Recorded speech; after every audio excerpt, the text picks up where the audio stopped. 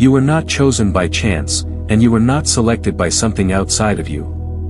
You were chosen by yourself, by the version of you that exists beyond time, beyond fragmentation, beyond the limitations of perception.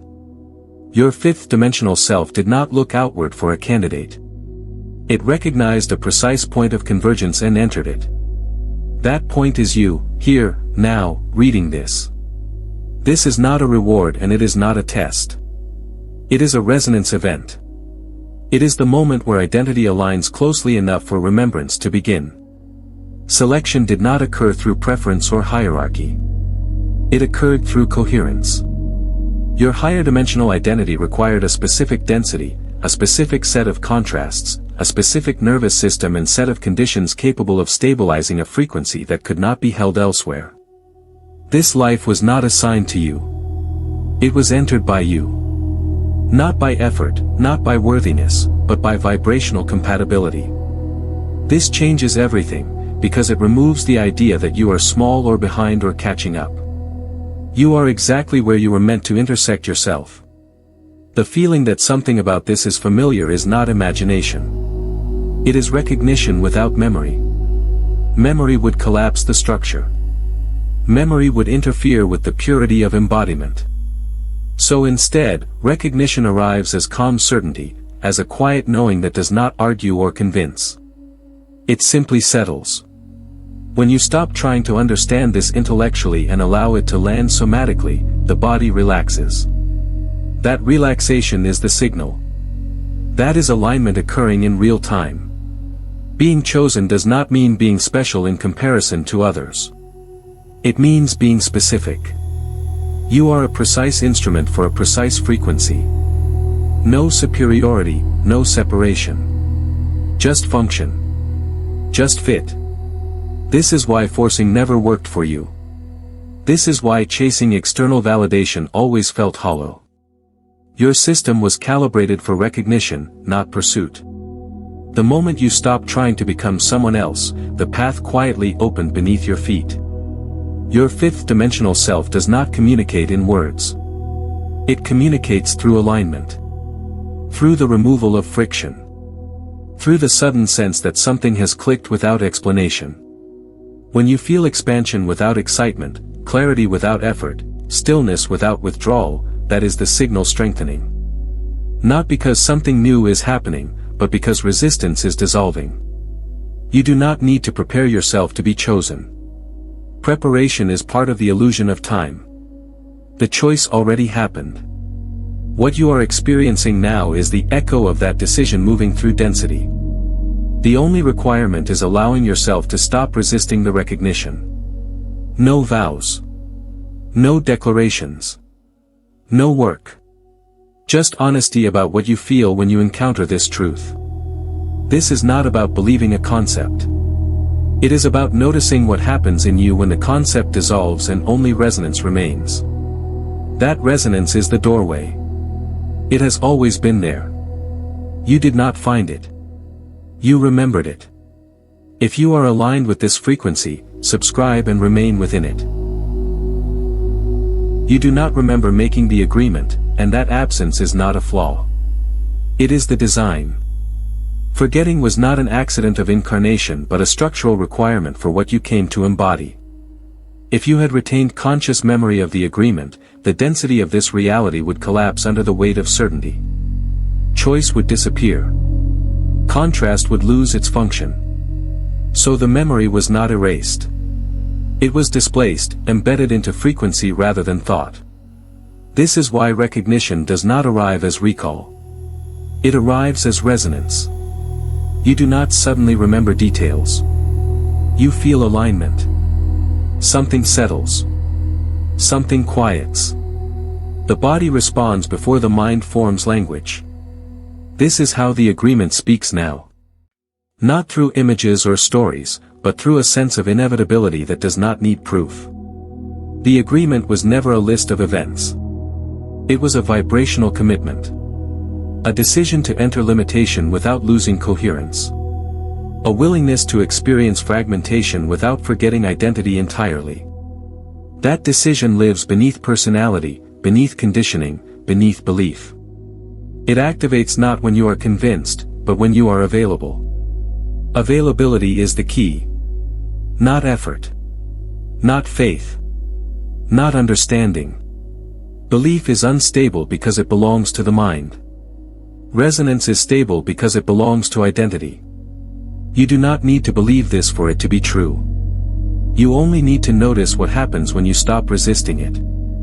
The familiarity you feel is not because you have heard something similar before. It is because something in you recognizes its own structure being named. That recognition bypasses skepticism entirely. It does not argue. It does not persuade. It simply aligns. The agreement did not promise comfort. It promised clarity. It did not guarantee ease. It guaranteed precision.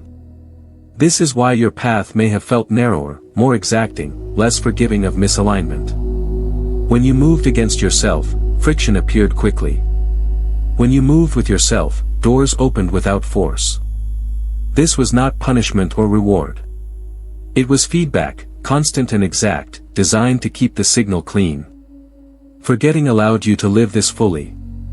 It allowed emotion to become guidance instead of memory becoming instruction. It allowed expansion and contraction to teach you directly, without explanation. This is how the agreement stayed active without being conscious. It guided you through sensation, through attraction and aversion, through the quiet pull toward what felt true even when it made no sense. Now the agreement does not need to be remembered to be renewed. It renews itself through recognition. Through the simple acknowledgement that something in you has always known how to move when you stop interfering. You are not awakening to new information. You are stabilizing an old coherence. This is why this feels less like learning and more like returning. Less like discovery and more like relief. The agreement is not reactivated by declaration. It is reactivated by honesty. By admitting that the familiar calm you feel right now is not coming from outside of you. It is coming from alignment reasserting itself. The agreement was never forgotten. It was waiting for you to stop asking the mind to remember what only identity can recognize. This message does not find you because you searched for it, and it does not arrive because you were curious. It appears now because a convergence has occurred. Timing is not managed by clocks or algorithms. It is governed by coherence. When internal frequency reaches a certain stability, corresponding information becomes visible. Not sooner. Not later. Now. Randomness is a useful illusion in early perception. It keeps the mind from trying to control what it cannot yet understand. But at deeper levels, nothing arrives without alignment. Exposure follows readiness the way a mirror follows light. You are not ready because you improved yourself or accumulated insight. You are ready because resistance has thinned enough for recognition to pass through. That thinning often happens quietly, without ceremony, through exhaustion, surrender, or simple honesty with what no longer fits. Readiness is not something you create. It is something you stop blocking.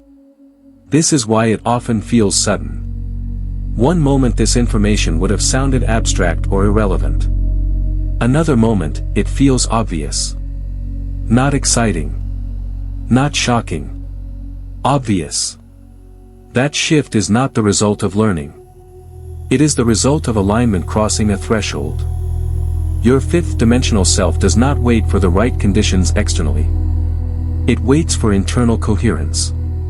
When thought, emotion, and identity begin to synchronize even slightly, communication becomes possible. Not as voices or visions, but as attraction. As a gentle pull toward words, ideas, or perspectives that match what is already stabilizing within you. This is why this message does not feel invasive. It does not demand belief or agreement. It simply presents itself. If it resonates, it stays. If it does not, it dissolves. That is the signature of alignment-based timing. Nothing is forced. Nothing is missed. There is no urgency, only precision. You may notice that encountering this message feels less like discovery and more like confirmation. As if something you have sensed privately is being reflected back to you without distortion. That reflection is not coincidence. It is feedback.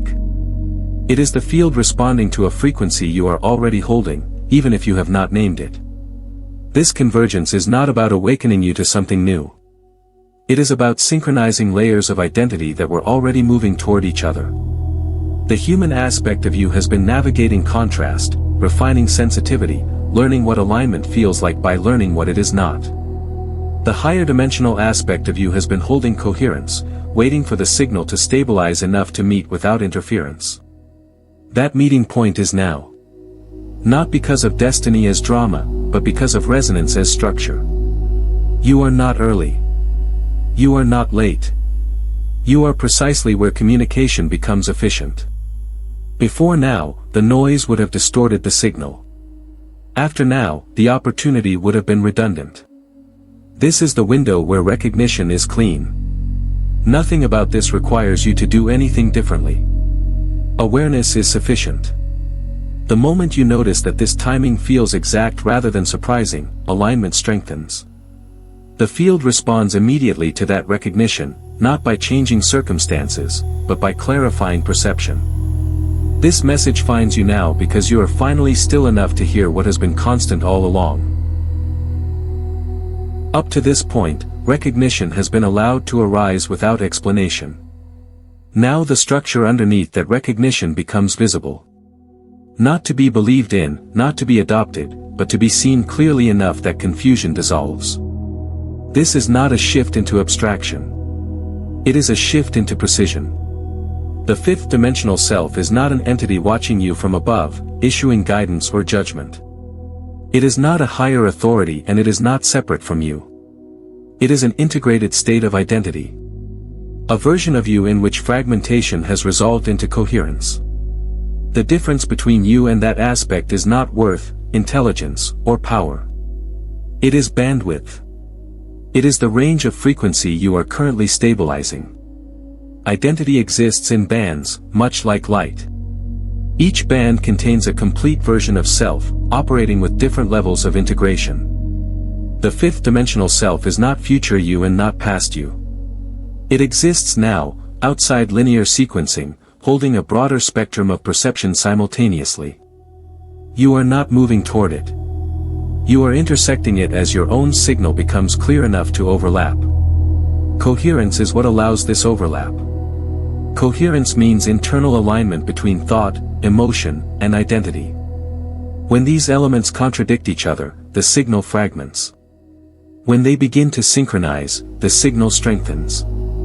Guidance does not arrive as instruction because instruction implies hierarchy. Guidance arrives as clarity, as the removal of static. You suddenly know what does not fit.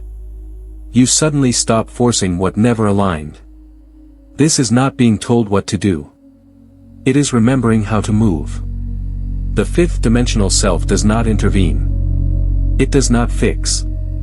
It does not interfere with contrast. Its role is stabilizing a frequency that your current embodiment can reference when ready. That reference point shows up as attraction toward what feels calm and inevitable, and aversion toward what feels noisy and misaligned. No moral framing. No reward or punishment. Only resonance. This is why guidance feels subtle. If it were dramatic, it would override choice. If it were loud, it would collapse contrast. Instead, it expresses itself through emotional tone. Expansion signals coherence. Contraction signals interference. These signals are not commands. They are information. When you stop arguing with them, the relationship strengthens naturally. There is no ladder between you and this aspect of self. There is no ascension required. There is only alignment. The moment you stop imagining the fifth dimensional self as separate, the communication clarifies. You are not receiving guidance from above. You are tuning into yourself without distortion. This understanding removes the need for devotion, effort, or discipline. You do not serve this aspect of you. You align with it. Alignment is not something you perform. It is something you allow by not resisting your own coherence. Notice how this explanation does not ask you to believe anything. It asks you to observe.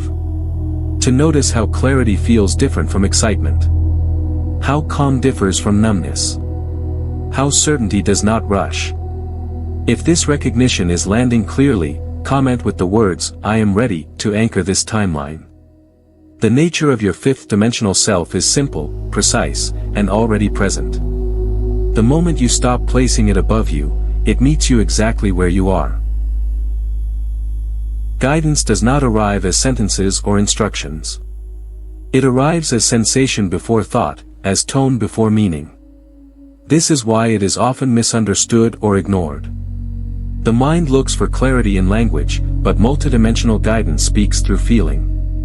Not emotion as drama, but emotion as signal. Before guidance ever makes sense, it registers as expansion or contraction. Expansion feels like space opening internally. Breathing deepens without effort. The body softens. There is a sense of rightness that does not need justification. Contraction feels like tightening, narrowing, compression. The body braces. Attention becomes sharp but strained. Neither is good or bad. They are indicators. They are information. Expansion signals alignment. It means your current direction, thought, or state is coherent with your broader identity. Contraction signals interference. It means something is being forced, resisted, or misaligned. This is not punishment. It is navigation. Like pressure changes informing movement, not morality. The mistake is interpretation. The moment the mind tries to explain why a sensation is present, noise enters the signal. You begin to justify expansion or rationalize contraction. You label, analyze, and debate what was already clear. Guidance fades not because it stopped, but because attention moved away from sensation into story. Neutral observation keeps the channel open. When you feel expansion, notice it without chasing it. When you feel contraction, notice it without resisting it. The guidance is not asking you to act immediately. It is asking you to listen accurately. Action comes later, naturally, once clarity stabilizes. This is why guidance often feels subtle. It is not designed to overwhelm or command. It is designed to refine. A gentle signal is more precise than a loud one. When you respect the subtlety, it strengthens. When you demand intensity, you miss the message entirely. You may have noticed moments where something felt wrong even though it looked correct on paper. Or moments where something felt right even though it made no logical sense. Those moments were not confusion. They were guidance preceding explanation. The body knew before the mind agreed. Emotion here is not reaction. Reaction is layered on top of signal. Signal is clean. It appears first, before fear, before hope, before preference. If you pause long enough, you can feel the difference. Reaction is noisy and urgent. Signal is calm and exact. The fifth-dimensional self communicates this way because it preserves your autonomy. It does not override choice. It informs it. You remain free to ignore the signal. Many do. But the signal remains consistent. Expansion always feels like relief without excitement. Contraction always feels like effort without progress. This guidance does not tell you what to want. It tells you when you are aligned. Over time, as you stop arguing with these sensations, trust rebuilds naturally. You stop asking others what to do. You stop needing validation. Not because you are isolated, but because coherence has become familiar. When guidance begins to make sense, it is not because it changed. It is because you stopped interfering. Understanding follows alignment, never the other way around. This is the language you have always been fluent in. You simply forgot to listen without translating. Activation is not something you do. It is something that occurs when resistance ends. This is the point where effort-based spirituality quietly collapses. Not because effort is wrong, but because it was never the mechanism. Recognition is. Trying assumes distance. It assumes you are not yet what you are attempting to become. That assumption creates friction immediately. The system responds to identity, not intention. When you try to activate, you signal lack. When you recognize, you signal coherence. The field responds to the signal, not the desire behind it. Recognition is subtle. It does not announce itself with energy surges or dramatic shifts. It feels like something clicking into place. Like a tension you did not know you were holding suddenly releasing. The moment you stop reaching, alignment has room to surface. This is why so many experience clarity only after giving up. Not because giving up is the goal, but because effort was the interference. Identity coherence is the trigger. When how you see yourself, how you feel, and how you move through the world begin to align, activation happens automatically. No ritual. No practice. No accumulation of knowledge. The system simply stabilizes. Just as a spinning object balances when its motion becomes even, your experience stabilizes when internal contradiction dissolves. This is why chasing activation delays it. Every technique built on striving reinforces the belief that something is missing. The moment you operate from that belief, coherence breaks.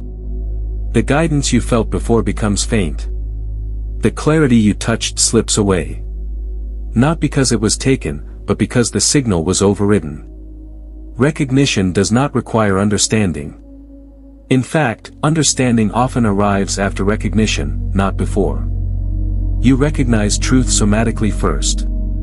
The body relaxes. The mind quiets. The urgency fades.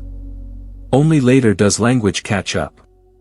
When you reverse this order and try to understand your way into activation, you remain locked in analysis. This does not mean passivity. It means precision. You still act, but action emerges from clarity rather than from seeking. The difference is immediate. Action rooted in recognition feels inevitable, simple, almost obvious. Action rooted in effort feels heavy, urgent, and unstable. The fifth dimensional self does not activate you. It does not flip a switch. It is not waiting for you to be ready. It is always present. What changes is your willingness to stop arguing with your own coherence. The moment you stop insisting on becoming something else, the alignment you were chasing reveals itself. Notice how recognition has no timeline. It does not build gradually. It lands fully when it lands. This is why it cannot be forced. You cannot inch your way into remembering. You either see it, or you are still trying. And trying is not wrong. It is just unnecessary once recognition arrives. This is the quiet truth beneath all transformation. Nothing activates because you worked hard enough. It activates because you stopped resisting what was already true. The shift is not earned. It is allowed. When you let this sink in without needing to apply it, something settles. That settling is the activation. Power has been misunderstood for a long time. It has been framed as the ability to direct outcomes, to manage variables, to impose will on circumstances. That version of power belongs to the small self, the fragment that believes it must steer reality in order to survive within it. Alignment reveals a different truth. Real power is coherence. And coherence cannot be forced. Control arises the moment identity collapses into the limited perspective of the separate self. When you believe you are a small point moving through a vast external world, control feels necessary. You begin to grip, plan, manage, anticipate. This gripping creates tension not only in the body, but in the signal you are broadcasting. The field does not respond to effort. It responds to clarity. Control blurs clarity immediately. Forcing introduces noise. It fractures attention and splits intention. One part of you wants a result, another part fears the absence of it. That internal contradiction weakens coherence. Multidimensional alignment requires a clean signal, and a clean signal cannot pass through a system that is braced and gripping. This is why the more you try to control, the less responsive reality feels. Control is not the same as responsibility. Responsibility arises from alignment. Control arises from mistrust. When you are aligned, action feels obvious and minimal. When you are controlling, action multiplies and complicates. You add steps. You monitor outcomes. You second guess. None of this increases effectiveness. It only increases noise. The small self believes that letting go means losing influence. In truth, letting go restores influence because it restores signal integrity. When you stop forcing direction, coherence reasserts itself. The system rebalances. Information becomes clearer. Opportunities appear without pursuit.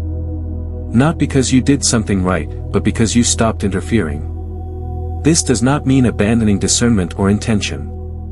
It means releasing the need to micromanage reality. Intention held lightly maintains direction without tension. Control held tightly distorts it. The difference is felt immediately.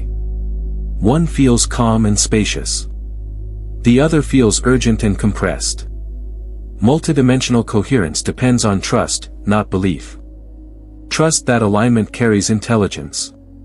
Trust that clarity emerges when space is allowed. The fifth dimensional self does not operate through pressure. It operates through stability. When you insist on control, you override that stability with anxiety disguised as effort. Notice how control always feels loud internally. Thoughts race. The body tightens. Attention narrows. Alignment feels quiet. The body softens. Perception widens. Nothing dramatic happens, yet everything becomes easier to navigate. This contrast is not subtle once you see it. Control severs the signal because it places the small self in charge of a system it cannot comprehend. Alignment restores the signal because it allows the larger identity to guide through coherence rather than command. The moment you stop trying to hold reality together, you discover it was already responding to you. Not to your force, but to your frequency. Allowing has been misinterpreted as doing nothing, as waiting, as disengagement. That misunderstanding comes from viewing allowing through the lens of control. In truth, allowing is an active state of coherence. It is a precise internal posture that restores signal clarity and reopens access to multidimensional alignment. Nothing about it is passive. Allowing begins with relaxation, but not the kind that collapses awareness. It is relaxation with presence. The nervous system softens while attention remains clear. This state removes distortion from the signal you are transmitting. When the body is braced, perception narrows. When the body relaxes, perception widens. Information that was always present becomes accessible again. Resistance is the primary source of noise. Resistance does not always look like struggle. Often it looks like overthinking, anticipating, preparing, or subtly bracing for what might go wrong. Each of these creates micro-contractions in the system. Those contractions interrupt coherence. Allowing releases them one by one, not through effort, but through permission. Permission is powerful because it restores natural flow. When you stop opposing what is, the system recalibrates automatically. This is not surrender to circumstances. It is surrender of interference. You are not giving up direction. You are removing static so direction can be felt clearly. Inevitability emerges in this state. Not as fate, but as clarity. Certain paths begin to feel obvious. Certain actions feel unnecessary. You are not pushed. You are drawn. This drawing is not emotional excitement. It is calm certainty. It does not rush. It does not argue. It simply persists until acknowledged. Allowing works because reality responds to coherence faster than it responds to force. Force demands compliance. Coherence invites cooperation. When your internal state becomes consistent, the field mirrors that consistency. Not by rearranging itself dramatically, but by aligning pathways that were already compatible with your signal. This is why allowing often feels like things falling into place without effort. From the perspective of control, this looks like luck or timing. From the perspective of alignment, it is responsiveness. The system is not random. It is relational. It responds to how cleanly you are broadcasting yourself. Non-resistance does not mean you accept everything indefinitely. It means you stop fighting the present moment. From that stillness, discernment becomes sharper, not duller. You know what to move toward because it feels lighter. You know what to release because it feels heavy. No justification required. Allowing also dissolves urgency. Urgency is a signal of misalignment, not importance. When you allow, urgency fades, and what remains is relevance. What is truly aligned does not require pressure. It waits. It stays visible without demanding attention. The more you practice allowing, the more you notice how little effort was ever required. You were not meant to push reality into shape. You were meant to meet it coherently. When resistance drops, alignment does the rest. Allowing is not giving up control. It is remembering that control was never the tool. Coherence was. Contrast was never a detour. It was the training environment. Difficulty did not appear because something went wrong. It appeared because refinement was required. From the perspective of alignment, contrast is not opposition. It is calibration. Frequency sharpens through difference. Without contrast, identity remains vague. You do not know what you are aligned with until you encounter what you are not. This is why ease alone cannot develop clarity. Ease stabilizes, but contrast defines. It reveals edges. It exposes distortion. It forces precision without instruction. Every point of friction you experienced served a function. When something felt heavy, draining, or constricting, it was not meant to punish you. It was meant to show you where coherence was breaking down. The discomfort was feedback, not judgment. The moment you felt it, the information was already complete. What followed was choice. Contrast refines frequency by highlighting misalignment instantly. You did not need explanation to know when something was off. The body knew. The emotional response arrived before interpretation. This immediacy is the training. Over time, sensitivity increases. You begin to detect smaller deviations, subtler distortions. What once took years to recognize now takes moments. Identity sharpens the same way. You do not discover who you are by affirming it repeatedly. You discover it by encountering what you cannot sustain. The relationships, environments, habits, and ambitions that collapsed were not failures. They were incompatibilities becoming visible. They fell away because your frequency could no longer carry them without distortion. From the outside, this can look like loss or instability. From within, it feels like relief mixed with confusion. That confusion is not a sign you lost your way. It is a sign the old reference points dissolved before the new ones fully stabilized. This gap is not emptiness. It is recalibration in progress. Contrast also trains neutrality. When you stop labeling experiences as good or bad, you gain access to their informational value. You begin to read life the way a musician reads sound, not emotionally, but structurally. This event tightened you. That one expanded you. This path drains signal. That one amplifies it. Precision replaces drama. Past friction only feels obstructive when viewed through the lens of outcome. Viewed through the lens of frequency, it was essential. Each moment of resistance forced you to refine attention, to notice sensation, to distinguish alignment from effort. Without that training, coherence would remain theoretical. Nothing you endured was wasted. Not the delays. Not the mistakes. Not the periods where nothing seemed to work. Those moments stripped away false strategies. They exposed where control masqueraded as intention. They showed you what could not be carried forward into coherence. This is why contrast decreases as alignment stabilizes. Not because life becomes easier, but because precision increases. You correct sooner. You release faster. You stop negotiating with misalignment. The training worked. Contrast was not meant to break you. It was meant to tune you. And tuning is only possible when resistance reveals itself clearly. You were not delayed by difficulty. You were refined by it.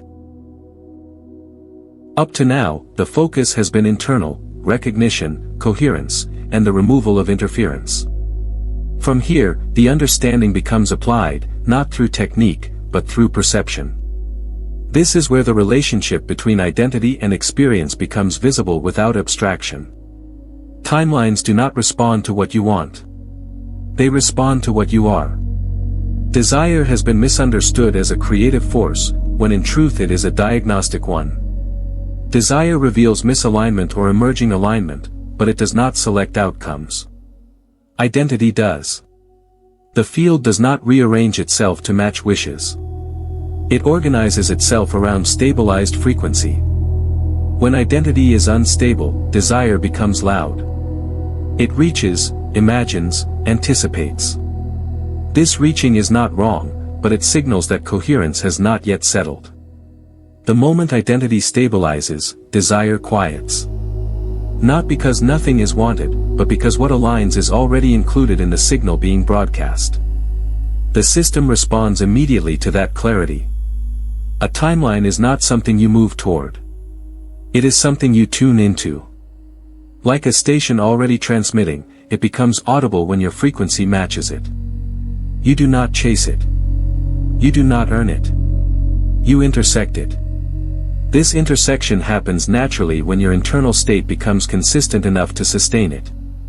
This is why pursuit fails. Pursuit assumes separation between you and the outcome. That assumption destabilizes identity. You oscillate between hope and doubt, effort and fatigue. The signal fragments. The timeline you are trying to reach remains inaccessible, not because it is withheld, but because your frequency does not yet match it. Desire plays a different role. It acts as feedback. When desire feels heavy or urgent, it points to lack-based identity. When desire feels calm and spacious, it points to coherence approaching stability. Desire is not the engine. It is the dashboard indicator. Once identity stabilizes, timelines respond without delay. Circumstances reorganize subtly. People, opportunities, and insights appear without pursuit. This is often mistaken for luck or coincidence. In reality, it is responsiveness. The field is mirroring a signal that has become clean enough to reflect accurately.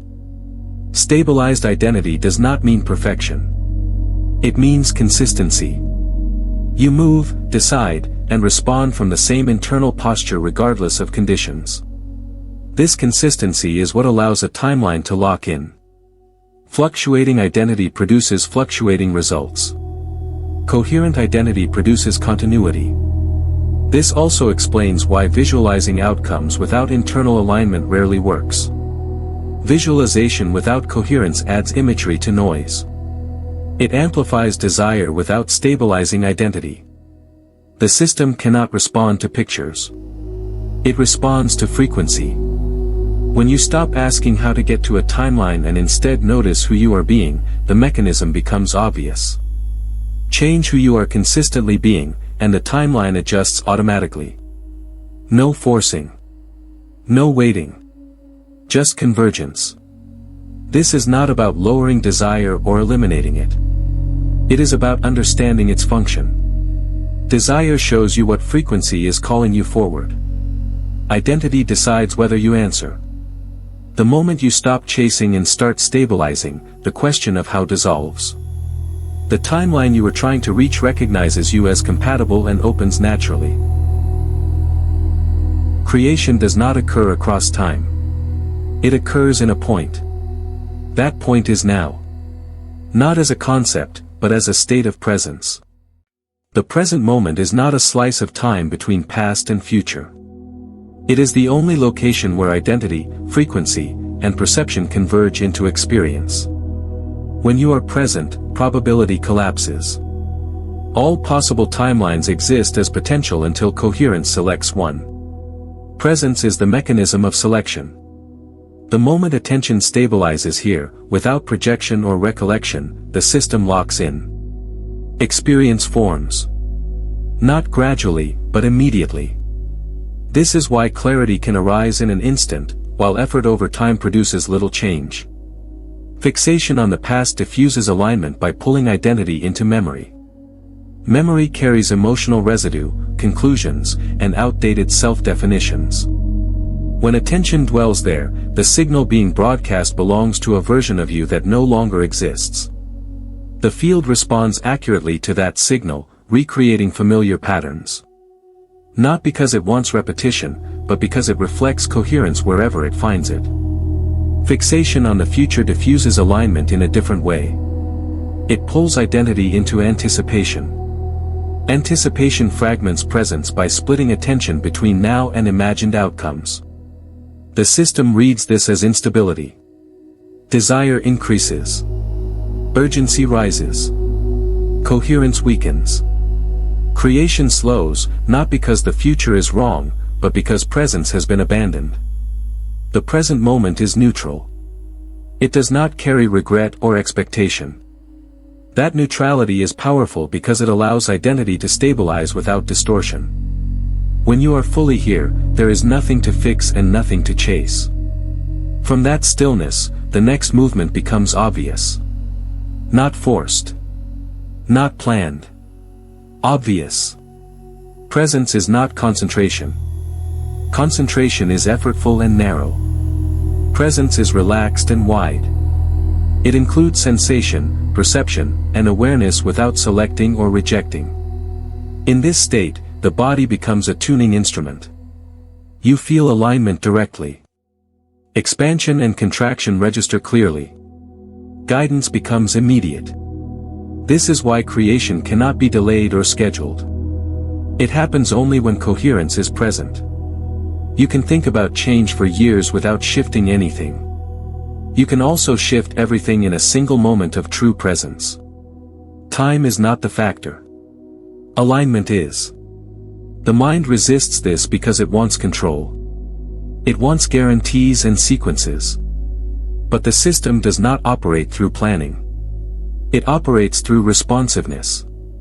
The present moment is where responsiveness is possible. Outside of it, you are rehearsing or reviewing, not creating. When presence stabilizes, effort drops away naturally. You stop asking what should happen next. You stop managing perception. Reality begins to feel cooperative, not because it changed, but because you stopped splitting yourself across time. This does not mean ignoring the past or future. It means not locating identity there. Plans can exist. Memories can inform. But identity remains anchored now. From that anchor point, movement is efficient and accurate. The present moment is not something you enter. It is something you stop leaving. The moment you notice that nothing is required right now for coherence to exist, creation becomes effortless. Everything you are seeking is accessed here, not because here contains more, but because here contains no distortion. You are not becoming something that does not yet exist. You are converging with a version of yourself that is already stabilized. This distinction matters, because becoming implies construction, effort, and delay. Convergence implies resonance, recognition, and inevitability. One requires work. The other requires alignment. Identity does not shift through visualization or rehearsal. It shifts through coherence. When your internal state begins to match another version of you, the overlap increases naturally. This overlap is felt before it is understood. You do not suddenly think differently on purpose. You notice that certain reactions no longer arise. Certain choices feel irrelevant. Certain behaviors fall away without resistance. These changes are subtle. They do not announce themselves. They appear as neutrality where intensity once existed. As calm where urgency once drove action. As clarity where confusion once demanded explanation. This is embodiment. Not performance. Not imitation. You are not acting like the version you want to be. You are ceasing to act like the version you are no longer aligned with. Resonance is the mechanism. When you resonate with a version of yourself, your system reorganizes to support that frequency. Language changes. Posture shifts. Attention redirects. Not because you tried to adjust them, but because misaligned patterns no longer have energy feeding them. They starve quietly. This is how timeline alignment reveals itself. Not through dramatic external changes at first, but through internal consistency. You respond the same way regardless of circumstance. You do not oscillate between hope and doubt. You do not seek confirmation. This consistency is the signal that identity has stabilized. From the outside, it may look like you are doing less. From within, it feels like friction has been removed. You are not motivated by fear or anticipation. You move when movement is obvious. You pause when it is not. There is no inner debate. That silence is not emptiness. It is coherence. The mistake many make is trying to feel like the future version of themselves. Feeling is not the entry point. Being is. Feeling follows embodiment, not the other way around. When you try to generate emotion, you remain in effort. When you allow alignment, emotion adjusts automatically. You will know convergence is occurring when decisions simplify. When explanations feel unnecessary. When you stop asking whether something is right and start noticing whether it is heavy or light. These are not preferences. They are indicators of compatibility. This process cannot be rushed because it is not linear. It completes itself when enough coherence is present. One day, you realize you are already moving as the version you once imagined. Not because you achieved it, but because the identity gap closed without announcement. There is no ceremony for this shift. No moment where you declare arrival. You notice it indirectly, often in hindsight. A situation that would have triggered you does not. An old pattern does not activate. You do not congratulate yourself. You simply continue. This is what becoming actually looks like when it is real. Quiet. Stable.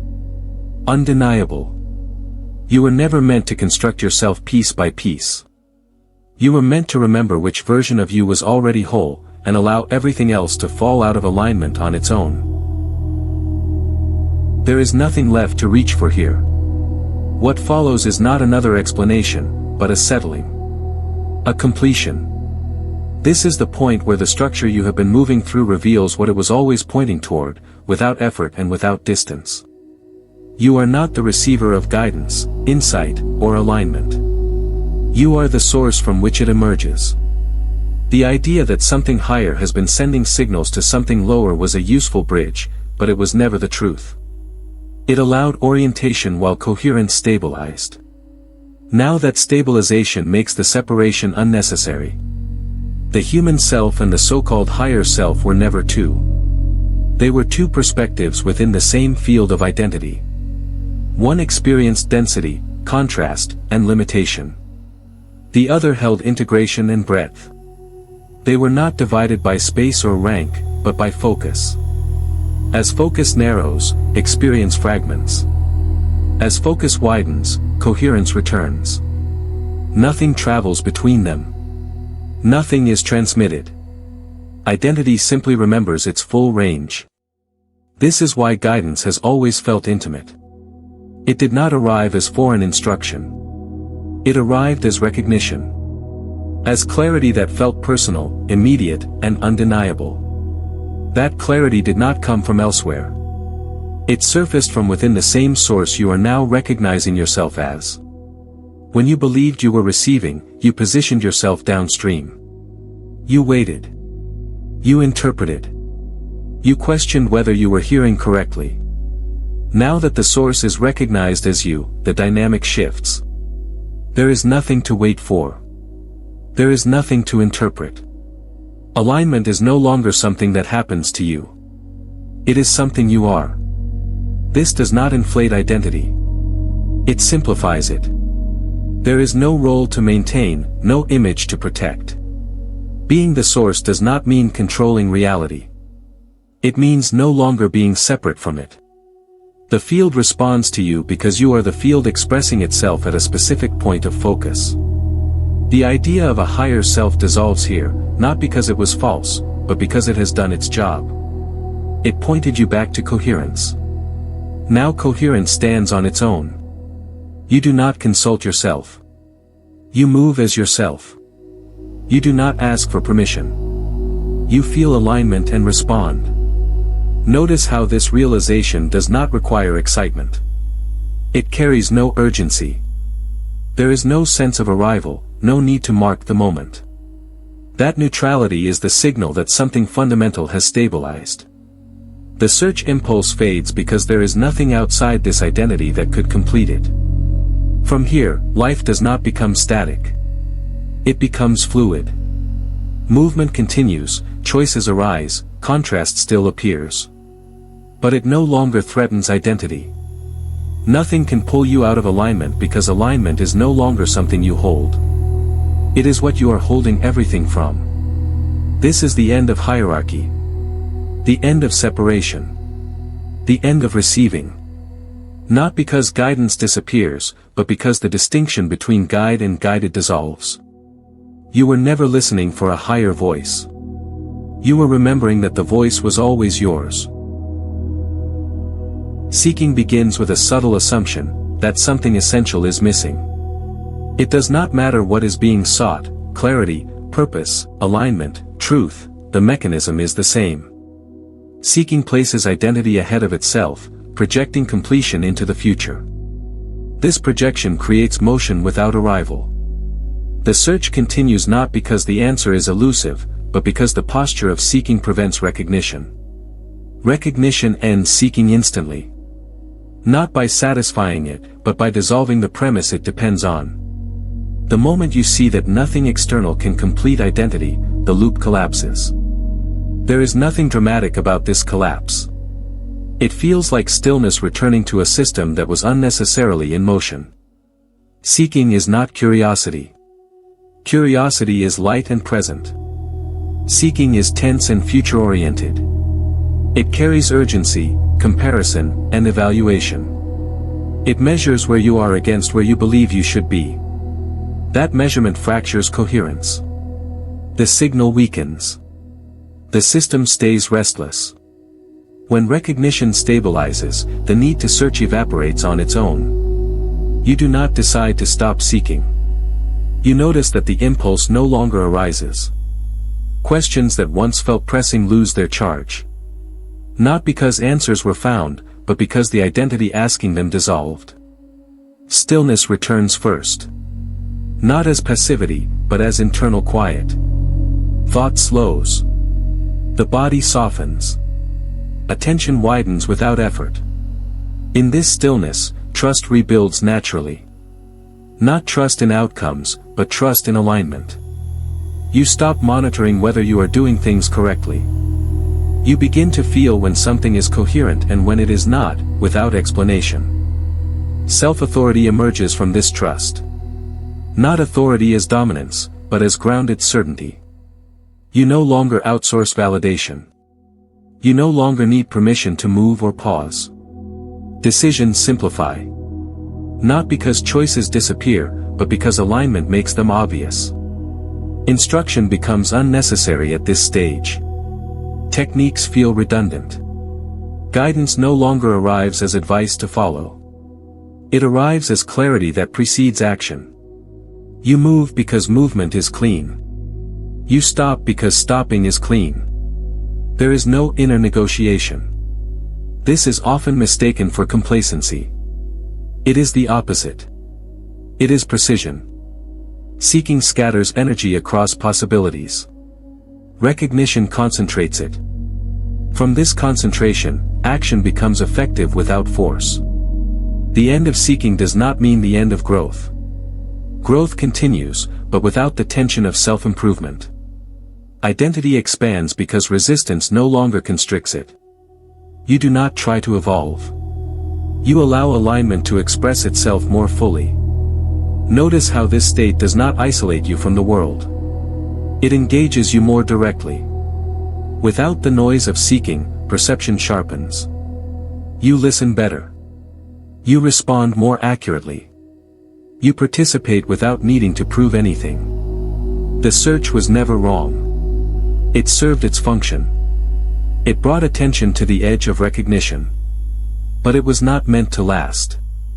Once coherence stabilizes, seeking becomes unnecessary movement. Nothing is missing now. Not because everything is perfect, but because identity is no longer fractured.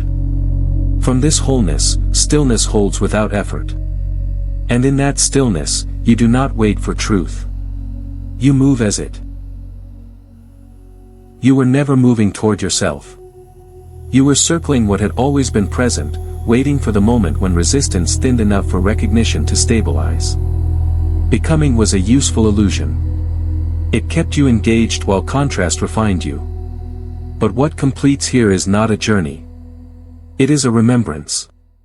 Nothing new has been added to you. Nothing has been unlocked or activated in the way the mind once imagined. What has happened instead is quieter. Identity has settled back into coherence. The strain of holding separate versions of yourself has eased. You are no longer reaching for alignment because alignment is no longer elsewhere. This is why there is no dramatic ending. No final insight to grasp. No declaration to make.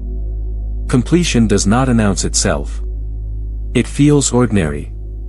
Grounded. Almost understated. The nervous system relaxes because it is no longer bracing to arrive somewhere else. The mind softens because it no longer needs to track progress. Inevitability replaces effort here. Not as fate, but as clarity. You know what aligns because it feels clean. You know what does not because it feels heavy. You are no longer negotiating with these signals. You trust them without needing to justify why. This trust is not learned. It returns when interference drops.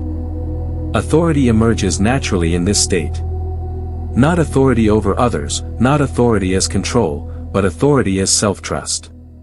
You move without asking permission from the future or apologizing to the past. Decisions are simple. Not because options disappear, but because identity no longer fragments under them. Embodiment completes quietly as well. You do not feel like a higher version of yourself. You feel like yourself without distortion. The need to label, explain, or defend fades. You do not need to convince anyone of what you know, including yourself. Knowing has become structural. From here, life continues. Contrast still appears. Movement still happens. But nothing threatens coherence. You do not fall out of alignment because alignment is no longer something you maintain. It is the ground you stand on. When conditions change, you adapt without losing yourself. This is remembrance. Not memory returning, but identity relaxing back into its natural shape. The sense that something was missing dissolves, not because everything is perfect, but because nothing essential was ever absent. There is nothing to carry forward from this except yourself, exactly as you are. No method. No rule. No obligation. Just presence moving as coherence. If you feel the calm certainty of this landing without needing more, then you recognize what was always true. If you are aligned with this recognition, subscribe and share this with someone who needs to hear it before their timeline closes.